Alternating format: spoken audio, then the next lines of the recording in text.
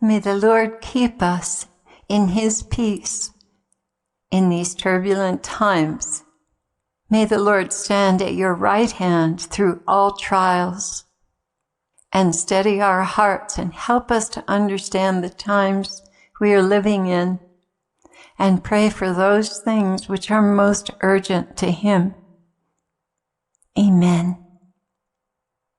Lord, what is on your heart? What should we be praying for?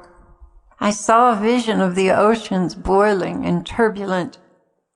Jesus began, "It is a reality that hell is filling up again. It is expanding with souls as well as being affected by pulses and the nemesis Nibiru destroyer solar system in its close approach to Earth. Your world is in a highly dangerous condition, with lava bursting out of trenches in the ocean, as well as underwater volcanoes that are causing the water to become very hot, releasing toxic substances, killing sea life in multiple places. Water is going to rise, and land masses are going to be flooded because of these changes. But Claire, I want you to understand something. While it may be out of your control, it is not out of my control. I have complete control of what happens on earth. So continue to not be afraid. And here I want to just say that Mike from around the world has talked about reports from airline pilots who have seen the oceans lit up at night. Many fish and other living organisms are dying because of this. I remember in Revelation it said that 1/3 of the fish of the sea will die. I want to share something with you that talks about the destroyer and the worlds inside the earth and what is to be revealed of them. I do not believe we've arrived at this point quite yet, but I do believe it's coming soon. And the destroyer has a part to play. In Revelation 9, the 5th angel sounded his shofar, and I saw a star that had fallen out of heaven onto the earth. And he was given the key to the shaft leading down to the abyss. He opened the shaft of the abyss, and there went up smoke from the shaft, like the smoke of a huge furnace. The sun was darkened, and the sky, too, by the smoke from the shaft. Then out of the smoke onto the earth came locusts, and they were given power like scorpions have on earth. They were instructed not to harm the grass on the earth, any green plant or tree, but only the people who did not have the seal of God on their foreheads.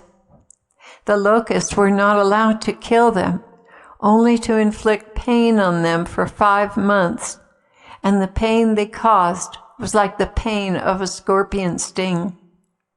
In those days, people will seek death, but will not find it. They will long to die, but death will elude them. Now these locusts looked like horses outfitted for battle. On their heads were what looked like crowns of gold. Their faces were like human faces. They had hair like woman's hair, and their teeth were like those of lions. Their chests were like iron breastplates, and the sound their wings made was like the roar of many horses and chariots rushing into battle. They had tails like those of scorpions with stings, and in their tails was the power to hurt people for 5 months. They had as king over them the angel of the abyss, whose name in Hebrew is Abaddon, and in our language, destroyer. Okay, so that's from Revelation. So while these things are yet to happen, I'm drawing a parallel between the Nibiru system and the events yet to come. Jesus continued, "These monsters of the abyss have been manufactured to be released and destroy the inhabitants of the earth, as well as to make it a complete wasteland. This was foretold in the scriptures, but they can only go so far. Now, I've been thinking about the 3 days of darkness lately and wondering if we should be preparing for that. So, not knowing if we should be preparing for that, I went to the Bible promises because I do not trust my discernment on things I have a strong opinion or desire for or against. I didn't quite feel a direct answer, but this caught my attention.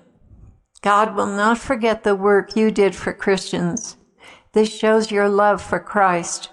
We want each one of you to keep on working to the end. Then what you hope for will happen. That's Hebrews 6. Well, that certainly is a direction for those who are sitting around idle waiting for the rapture. Not everyone who claims to belong to the Lord will be raptured. Only those who are sincerely about His business with all their hearts and not living selfishly for themselves, but busy helping others. Dear heart dwellers, I've been tempted to crawl back under the covers and wait. But somehow He always gives me the strength to keep going and even extend myself further. This is pure grace, pure love for Him that He has given me to strengthen me. I just don't want to disappoint Him anymore. When we decide to be slothful and lazy, thinking we've worked so long and so hard, surely we can kick back and recover. We are in the flesh, not in love with our God. So don't let that line of reasoning from your flesh and the demons give you permission to abandon your post just before your King arrives at the gate. He wants to see His bride busy at work for Him when He comes for her. And know that if you are sick, your prayers are even more powerful.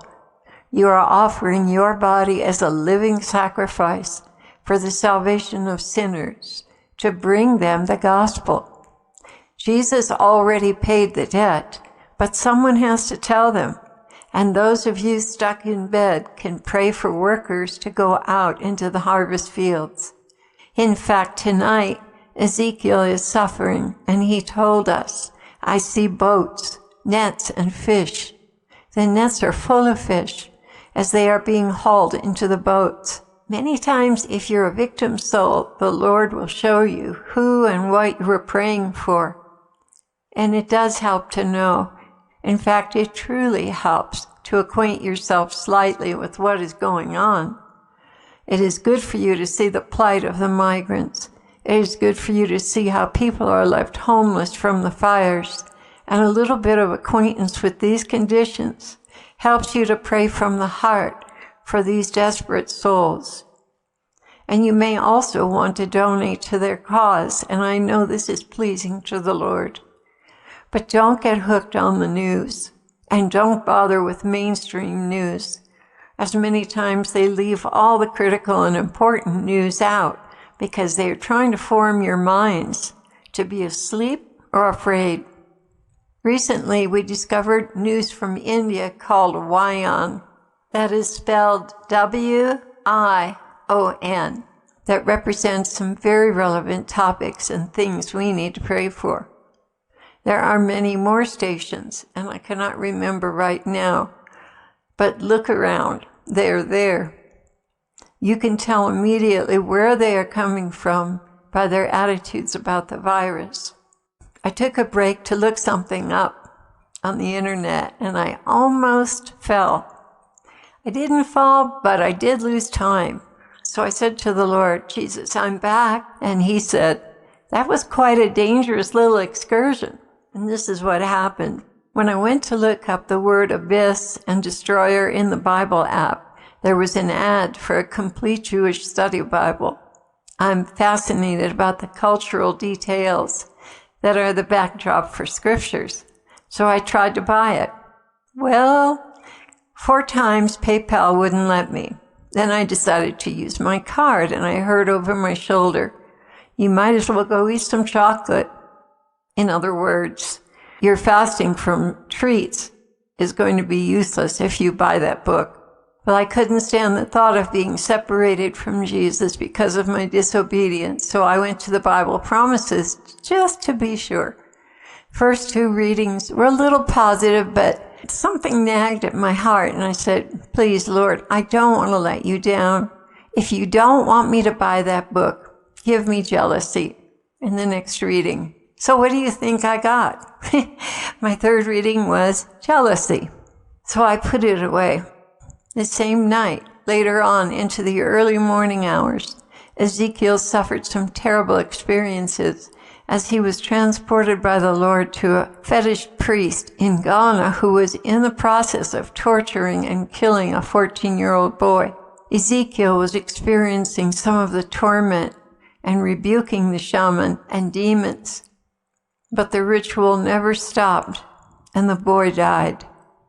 Whether this happened in real time, future time, or past is not clear, but I believe it did happen. The Lord took the boy out of his body way before he died, so he was spared much of the torture. I talked with Mother Elijah later, and she said there have been quite an increase in missing persons in Ghana. Well, that could also be due to the increased need for adrenochrome or an increase in satanic worship. Lord, please come soon. This is too horrible to contemplate. My heart aches. Jesus spoke again. Beloved, this is a balancing act. The right timing is only my Father's decision to make.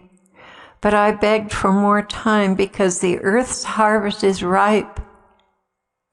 But Lord, what about Southern California and all the quakes in the Sea of Cortez every day? 4-1, 4-5, 4-2, 4-8, and now Oregon is doing the same thing. I am so concerned that California is not long for this world. And recently a deep sea dweller, an anglerfish, washed up on the beach in San Diego. Mike from around the world mentioned that this is another sign that there is about to be a significant earthquake. Jesus answered me, "You are right, my dear one. I have done almost everything in my power to get people to move from that area of America. I have allowed disaster after disaster to get them out of harm's way. But some are captive in the deep sleep of materialism, and it doesn't suit their agenda. So they will be the ones to go down in the quake that is coming. It's only a matter of time. And I tell you the truth. I dread the day, and I do not want to make the decision. I leave it up to my Father alone. I love all of you who live in California. I do not want to see you perish, but you have not gone deep enough to heed my warnings. And unless you leave those locations quickly, you will be engulfed in this horrendous tragedy. Please, my people, if you have heard my call to leave, do not delay another day. Time is running out." Lord, I have a question. Are our enemies using high-tech weapons against us to cut that portion of California loose? Jesus answered, "You can be sure man's efforts are involved in this. You have been at war, but it is kept hidden from you. Your enemies will use every high-tech weapon to bring about your demise. However, they are starting with a natural weakness and aggravating it until it fails. There are both underwater operations and scalar technology being used. These have been in use for a very long time and are just now becoming common knowledge to the public. Now, I had heard the word scalar before, but I wasn't sure what it meant, so I looked it up. And my best explanation, just to sum it up, is that scalar weapons are directed energy weapons that use electromagnetic pulses, microwaves, or other electronic weaponry, similar to what Nikola Tesla was working with. They are more powerful than nuclear weapons. I had heard the word scalar before, but wasn't sure what it meant, so I looked it up. And my best explanation is that scalar weapons are directed energy weapons that use electromagnetic pulses, microwaves, or other weaponry similar to what Nikola Tesla was working with. They are more powerful than nuclear weapons and are very discreet and difficult to detect. There are lots of weird rainbows and shafts of light seen in areas before a major quake, and I believe that these are evidence of the scalar weapons being deployed